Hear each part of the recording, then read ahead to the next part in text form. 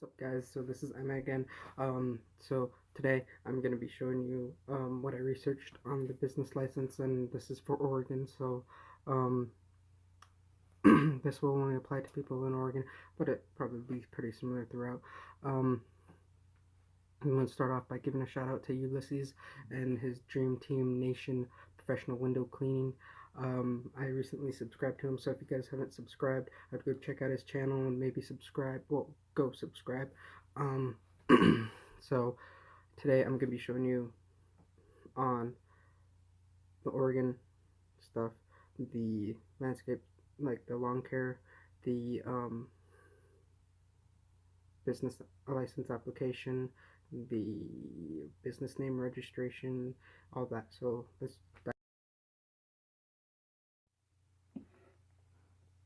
So what's up, guys? I'm back. So this is the Oregon website here, Oregon.gov, and it says steps for starting up a shop. Do your research, create a business plan, um, choose what kind of business, and for me, I'm doing a LLC. Register your business, learn tax, all this stuff here. So,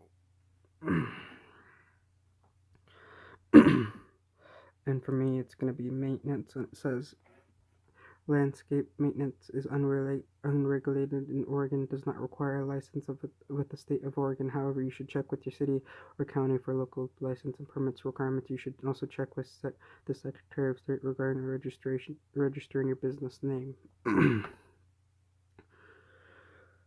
Meaning, I don't need a license, like a permit to do maintenance, but to do like landscaping, I do. But I still need a business license. Um, all this landscape is not regulated, and it includes mowing, edging, pruning, weeding, spreading bark dust, adjusting sprinkler heads, programming irrigation, that kind of stuff. All of this, and to do a whole bunch more here.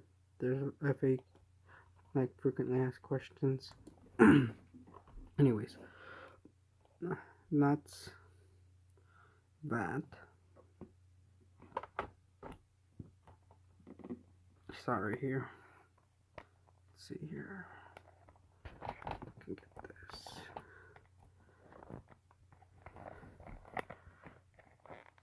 There we go. Okay. And then this is registering a business name. It says basically you'll put in the name, description of business, who, principal, place of business, basically the street. In Oregon, basically you'll put either your home address if you don't have a place for it yet, or you can go to a shop and be like, hey, I'll do your landscape if we can use your address. You can do that. Who is authorized to represent the owners, mailing address, name of owners, counties you serve, and then signatures. So that's that. And then this is the limited liability form. Name of limited liability company, or LLC. It has to have LLC or the abbreviation, and the must contain words of limited liability or abbreviations. Duration. Duration shall be perpetual, means like ongoing, doesn't have a foreseeable end. Latest date upon limited liability company to dissolve. That is if you plan on, closing the business within a certain amount of time, and you put that date. Principal office, that same thing. You put like your home address, or you go to a business and be like, hey, I'll do your landscape if I can use your address. Registered agent, person who's representing the business, and then your publicly available address. That's why it might be helpful.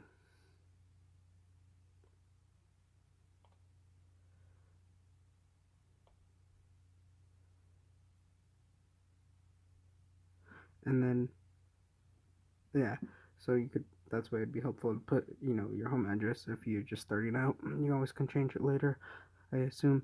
Address where the division may mail notices. How will this limited liability company be managed? Member managed, or one or more members, or manager managed. If we're rendering a licensed professional service or service described being rendered. So, optional provisions, all of this.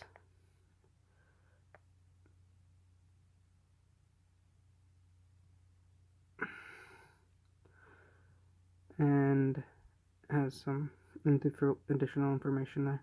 Name and address of each person who is forming the business. If it's just you, don't just put you. List the members, managers. If it's just you again, just, you know, do what you can. And then signatures and the fees. Fee for this is $100, non-refundable.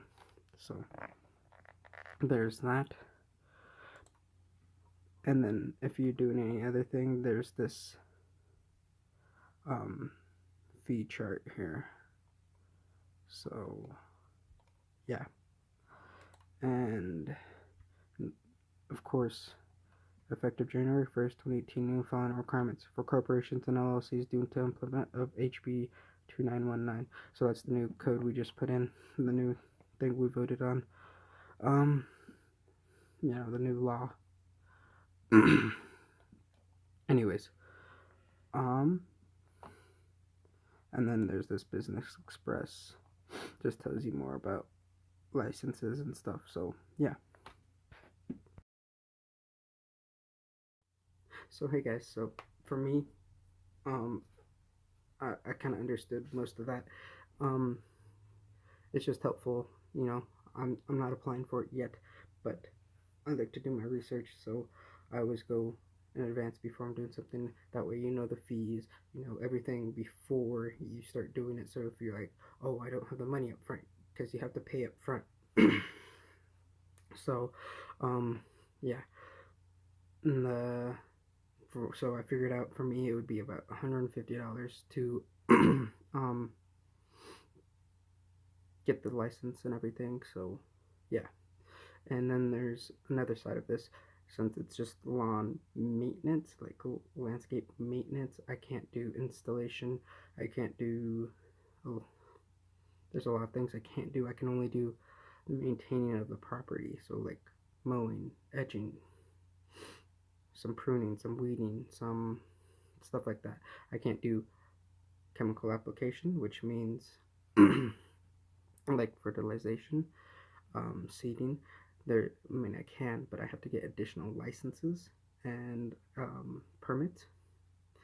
Um, and then there's, if you can't do something and you want to hire subcontract to another company to do it, meaning you get paid for it, but you're paying the other company to do it, you need a license for that as well, which is called an LCB or a CCB, meaning you're licensed and allowed to subcontract.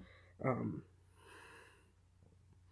for me, that's not worth it right now because about $375, $400 just for that one license. But maybe down the road I'll do that. So yeah. If you guys got any other questions, just feel free to comment. And if you haven't done already, so subscribe. And if you already haven't subscribed, subscribe and turn on the notifications. Whenever I post a video, you'll get a new one. You'll get a notification. And I will be posting more informational videos. I will be posting how to edge with a weed whacker, how to mow commercially, like how to do your lines and everything. And if anything else you want to see, just comment and I'll do it. Alright.